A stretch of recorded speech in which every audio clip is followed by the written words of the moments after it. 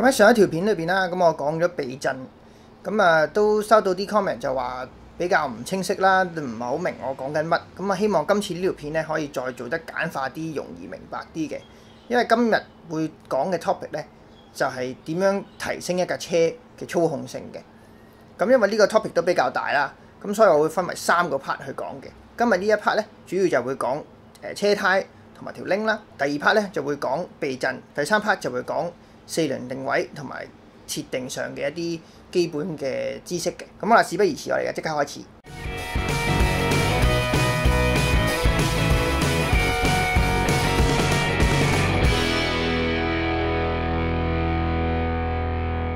咁最簡單去提升架車嘅操控性嘅方法咧，就係直接換個4條高性能嘅車胎嘅。高性能嘅車胎意思即係講緊我哋呢條片就講緊咧係一啲乾地用嘅車胎嘅。咁但係當然啦，如果你架車係比較偏向大部分時間行街，少部分嘅時候先去激進啲咁駕駛啊，或者你係去track day 玩嘅話咧，咁呢啲情況我就唔太建議會用我哋俗稱 R 胎嘅呢啲賽車用嘅車胎嘅。咁點解咧？咁有幾個原因嘅。咁其實因為第一R 胎係我只覺得真係好貴啦，咁同埋佢好唔襟嘅。第二就係頭先講唔襟嗰度咧，唔係淨係因為話以為佢會好快，佢會磨走晒啲胎紋啊，變到光頭胎，唔係咁樣嘅。唔應該講唔單止係呢樣，因為佢有一個叫做 heat cycle 嘅嘢嘅，一個熱循環。咁heat cycle 係乜嘢咧？咁就係講一條胎由凍嘅時候啦，去到佢大概嘅工作溫度，再翻轉頭咁樣嘅。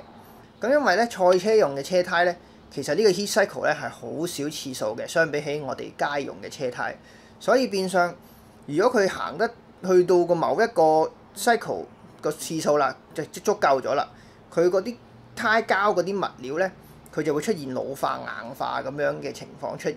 咁所以咧，一旦出現硬化咧，咁基本上佢就會減低晒佢所有嘅抓地力㗎啦。同埋另外第3樣嘢咧，就係呢啲俗稱 R 胎嘅賽車胎咧，其實佢需要一個較高嘅工作溫度咧，先至達至佢最佳嘅效果嘅。咁我舉例啦，因為好似呢個 Yokohama A050嘅 R 胎咧，其實佢係需要70至到98度呢個範圍嘅胎面工作溫度咧，先至可以達至佢最佳嘅效果嘅。同樣地都係 Yokohama 嘅出品，但係 A052呢個叫做高性能嘅家用車胎咧，佢嘅工作溫度咧係大概40度嘅啫，所以你見到係爭一段好長嘅距離嘅。咁所以咧，一般喺街用嘅時候咧，真係街嘅車胎咧係會快啲達到佢嘅最佳嘅效能，快過用R 胎好多嘅。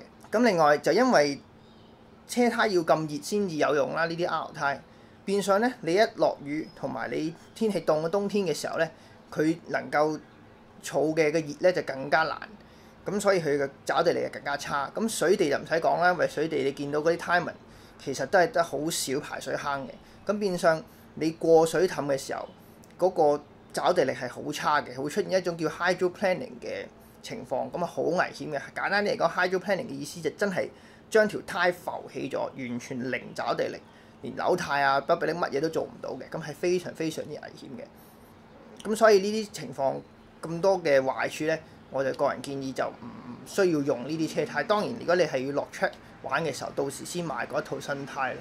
如果唔係嘅話，就用翻家用嘅車胎就可以㗎啦。咁頭先講咗最簡單嘅方法就係換個4條胎啦。咁如果你想從換胎鈴呢樣嘢當中攞到最強嘅效果咧，咁就可以參考下以下講嘅呢幾個方法嘅。咁第一咧就係有咁闊就用咁闊。咁嘅意思係乜嘢咧？就即係只要你架車裝得落最闊嗰個 size，就用嗰個 size 嘅車胎。因為好簡單原理啫，越闊嘅車胎喺轉彎嘅時候咧，佢抓地力就越高嘅。一般嚟講咧，車胎原裝個 size 咧，其實你係有機會 upgrade 大概2個碼嘅。咁嘅意思係乜嘢咧？就舉例本身可能你係用緊195、5015嘅車胎嘅，好多時都有機會可以 upgrade 到去一個225、45、16寸嘅車胎咁樣嘅。咁而鈴方面咧，可能原裝15寸呢啲 size 嘅鈴，可能大概係6寸或者6寸半嘅。咁有機會咧可以即係講個闊度啊，有機會可以去到8寸或者8寸半都唔出奇嘅。咁當然啦，呢個舉例就唔係適用所有全世界嘅車啦。咁但係大部分嘅時間都係可以嘅。咁但係記得頭先都提及咗換鈴嘅問題啦，變咗換鈴嘅時候咧，有幾樣嘢要注意嘅。第一，換咗闊尺寸嘅鈴都好咧，都記得將個 offset 咧盡量貼近翻原裝嗰個 offset 嘅數據嘅。點解咧？係因為如果你 offset 得一喐咗嘅話咧，咁會影響一個叫做 scrub radius 嘅一個數據嘅。咁稍後我喺呢個系列嘅片段裏邊咧，都會再提及同埋講解 scrub radius 究竟係乜嘢，而有咩影響嘅。咁頭先講 offset 嗰度，如果大家唔清楚乜嘢 offset 嘅話咧，咁我準備咗一個圖去俾大家睇睇嘅。offset 嘅意思係乜嘢咧？ offset 就係話安裝個鈴個盒嗰個位置同個中間線嘅距離係幾多嘅，咁係用 mm 計嘅。咁好似第一個example 咁樣啦，呢個係一個叫做正 offset。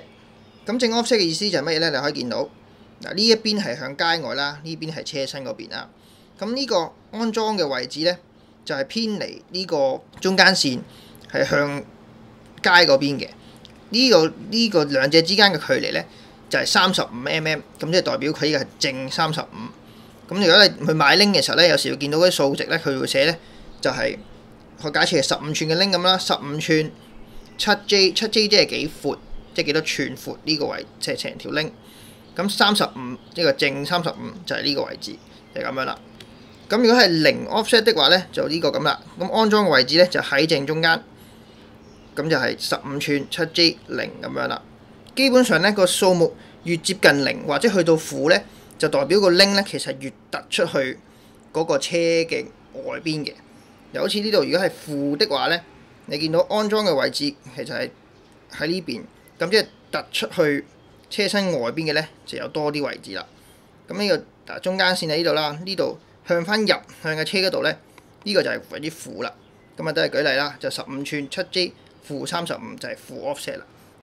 買鈴嘅時候咧，有幾樣嘢都要留意嘅，就係佢嗰個闊度啦。第一，咁闊度嘅意思咧，因為你要配合翻你車胎嘅闊度嘅，咁唔可以用一個太窄嘅車胎落個即係太闊嘅鈴度啦，又或者調翻轉咁樣嘅。如果太闊嘅鈴擺喺太窄嘅車胎度咧，就會出現拉扯咗個 sidewall 嘅問題。咁樣拉扯得過多嘅話咧，架車真係轉彎受力嘅時候咧，有機會會甩嘅車胎，同埋日常用嘅時候咧都比較容易即係傷到條鈴嘅。咁所以呢個就唔建議啦。咁調翻轉，如果你用太窄嘅鈴配太闊嘅車胎咧，就出現我哋叫做水泡嘅情況啦。咁即係水泡咗，即係佢咁屈咗出嚟啦。咁你就成架車嗰個扭軚個反應咧會比較鈍少少嘅。咁所以咧，如果你真係買唔到你車胎廠建議你嗰個 size 嘅話咧，咁就可以揀闊啲，好過揀窄啲。因為少少拉扯咗嘅 sidewall 咧，個反應點都比起水泡咗嘅嚟得快嘅。咁所以整體操控都會好啲。除咗闊度之外咧，其實可以試下換大一個直徑嘅 size 嘅鈴嘅。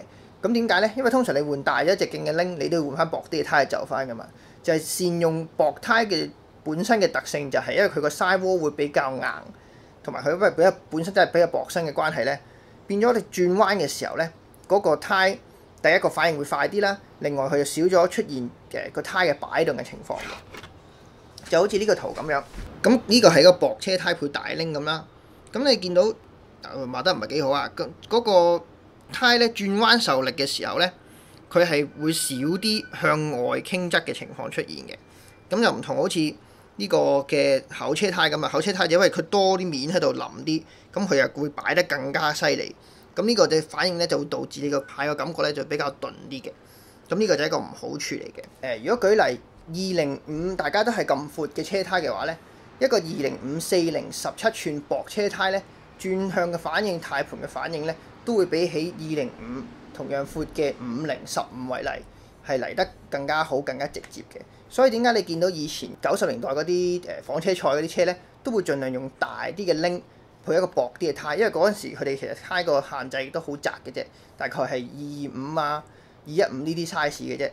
咁一來佢哋用薄啲嘅反應好啲啊，二來咧大啲嘅鈴咧多啲位俾你裝迫力。咁但係當然啦，有好處自然有唔好處嘅。咁個壞處就係咧，第一你條鈴咁大隻嘅時候咧，咁你一來就會有機會重咗啦 ，rotational inertia 就會多咗啦。咁即係嗰個轉向嘅慣性、轉動嘅慣性。咁慣性越大嘅嘢，咁即係代表你越難令佢加速。亦都越難令佢減速嘅。咁即係你嘅平時踩油加速嘅時候，多比例嘅時候咧，個效果就會差咗啦。咁另外咧，因為換咗呢個胎，如果你係個總直徑高咗或者低咗，都會改變嗰個齒比嘅。咁所以呢個要留意下啦。如果你個齒比即係你去到咁 detail 嘅時候要 set 嘅車咧，咁呢個亦都要留意，可能爭幾 kilo 3至5 kilo 咁唔定嘅。另外最後嗰個問題就係咧，因為越薄嘅胎咧，頭先話都反應越快啊嘛，反應越快，除咗轉向嘅時候，其實所有路面嘅反應咧都會更加直接、更加敏感嘅。咁變相如果你嘅車係行嘅路係比較蹬嘅話咧，薄嘅車胎第一就會冇咁舒服啦，第二咧喺性能上咧，佢有機會因為佢咁硬個 sidewall 關係咧，佢有機會跳下跳下咁嘅，即係跳起就即係代表你離地就減少咗抓地力啦嘛。咁所以呢個都係一個問題嚟嘅。同埋因為佢路面咁個反應咁快，對於你個避震嘅 set up 嘅反應咧，都係一樣咁敏感嘅。所以有機會你換咗嘅時候咧，你知避震其實唔啱 setting 嘅話咧，咁啊導致整個反應都唔好嘅。所以好多人都會錯覺得細胎窄胎即係嚟呢個反應比較敏感，反而咧薄胎大拎嘅話咧，即係第一下係好似好敏感啊，轉入去嗰下，但係之後咧架車就抓唔到地。咁其實好多情況就係唔係因為條胎真係抓唔到地，係只係你嘅 setting 唔啱嘅啫，唔適合咁樣用咯，唔係話唔啱嘅，唔適合咁樣用。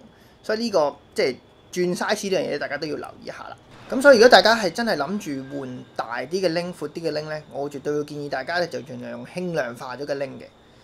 輕量化咗嘅拎，除咗可以彌補頭先所講嘅壞處之外啦，即係大拎嘅壞處之外啦，亦都可以減低嗰個 unsprung weight 嘅。咁 unsprung weight 係乜嘢咧 ？unsprung weight 就代表所有避震唔支撐嘅重量，咁當中包括避震自己啦、下邊嗰啲搖臂啦、胎啦、拎啦、迫力呢啲咧，都係所有避震唔支撐嘅重量。咁呢啲重量越輕咧，就越幫助到啲避震做翻佢應該做嘅動作，就係去吸收力度啦。輕量化嘅拎裏邊咧，主要有3種製造方式嘅。咁啊，第一就會有 cast wheel 啦，一個鑄造嘅拎啦。另外就會有一個叫做 flow form 啦，最近新興嘅。最後就係大家都好熟悉嘅啦，應該就鍛造拎嘅。咁首先講咗咩係 cast 嘅拎先啦。cast 嘅鑄造呢啲拎咧，就係將你要用嘅啲物料啦，將佢溶化咗，咁就擺落倒落個模嗰度，咁就等佢冷卻，咁就變咗你嘅拎啦。因為咁樣咧，佢嘅重量會比較重少少啦，佢嘅硬度亦都相對地係低啲嘅。咁但係當然好處就係佢比較平啦。咁另外就係一個叫 flow form 嘅拎啦。咁啊 flow form 嘅拎係意思係乜嘢咧？就係將一個鑄造嘅模，咁咧佢鑄造出嚟嘅個淨係做個面，咁做到好薄嘅個拎，即係唔係因為你8寸闊嘅拎，佢淨係做得4寸嘅啫。咁啊做咗出嚟之後咧，就擺喺個專用嘅機上邊。咁佢個機咧就會將個拎喺度揈，咁下邊加熱，咁加熱之後咧就會將佢拉出嚟嘅。咁樣咧就可以第一就可以維持到佢個物料嘅特性啦。咁就即係令到佢嗰個物料可以維持翻一個比較高密度嘅狀態嘅，即係嗰個拎就可以再硬啲啦。咁亦都係用個物料其實係少咗噶嘛，咁所以係輕啲嘅。咁啊，但係因為佢又未去到鍛造咁高要求嘅設備去做啦，咁所以佢整體個製造價都係比較低，咁所以佢賣出嚟咧都價錢嚟都比較平。當然會貴過鑄造拎少少啦，但係相差唔遠嘅。但係個硬度同個輕量化咧係做得好好嘅。咁所以呢個我建議係即係而家大家係一個有限度嘅金錢底下去玩車咧 ，flow form 嘅拎咧係最值得投資嘅。咁當然啦，如果你係追求最輕最靚嘅嘢咧，咁咪就一定係鍛造拎噶啦。咁鍛造嘅意思都係簡單講啦，就係將一件你用嘅嗰種物料，假設係鋁合金咁為例啦，有一嚿鋁合金，咁啊將佢加熱，咁擺喺一部press 個機嗰度咧，將佢壓製變成你要用嘅嗰個樣貌嘅嘢，咁就係叫做鍛造啦。咁所以因為呢個要求嘅機器係好貴啦，咁同埋即係你嗰件嘢個物料亦都用多咗，咁所以其實咧佢當然就會比較輕少少啦。咁但係都會係最硬嘅。但係因為製作過程真係好複雜同埋好貴，所以買出嚟嘅時候咧都係好貴。咁但係咧當然性能上就最好啦。咁好啦，咁今次咧就講住咁多先。咁啊下一集咧就會開始講避震點樣可以幫助到提升操控性嘅。咁如果大家中意呢條片嘅話咧，就記得 like、comment、subscribe。咁啊，最好就 share 俾有興趣嘅朋友啦。咁啊，等大家可以多啲人一齊嚟玩車嘅。好，咁希望下次見，拜拜。